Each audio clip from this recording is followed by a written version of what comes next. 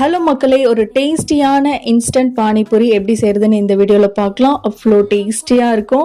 And ஒரு cup rava கூட கொஞ்சமாக சால்ட், ஹீட் பண்ண ஆயில் அண்ட் வார்ம் வாட்டர் ஊற்றி கொஞ்சமாக நம்ம அதை மிக்ஸ் பண்ணிகிட்டே இருக்கணும்.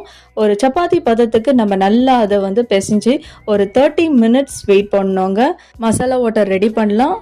புதினா, கொத்தமல்லி, இஞ்சி, ஒரு பச்சை மிளகாய் உங்கள் காரத்துக்கு ஏற்ப மாதிரி வச்சு அதை ஒரு பேஸ்ட் பதத்தில் அரைச்சிடுங்க. புளி தண்ணி அதையும் சேர்த்துட்டு கொஞ்சமாக தண்ணி சேர்த்துட்டு உப்பு, தனி மிளகாய் தூள், சீரகத்தூள் அண்ட் சாட் மசாலா இதெல்லாம் சேர்த்து நல்லா மிக்ஸ் பண்ணிவிடுங்க. மசாலா வாட்டர் ரெடி ஆகிடுச்சு. இப்போ அந்த மாவு எடுத்து கொஞ்சமாக சின்ன உருண்டையாக பண்ணி அதை சூடாக இருக்கிற எண்ணெயில் போட்டு பொரிச்சு எடுத்தோன்னா அந்த பானிபூரி ஷேப்பில் அது டேஸ்ட்டு மாதிரியே இருக்காங்க. இப்போ அந்த கிழங்கு கூட இந்த மசாலா வாட்டர் வச்சு சாப்பிட்டோன்னா அல்டிமேட்டாக இருக்கும். இந்த ரெசிபி பிடிச்சிருந்தா மறக்காமல் லைக் பண்ணுங்கள் அண்ட் கமெண்ட் பண்ணுங்கள் and subscribe for more videos மக்களே. தேங்க்ஸ் ஃபார் வாட்சிங்.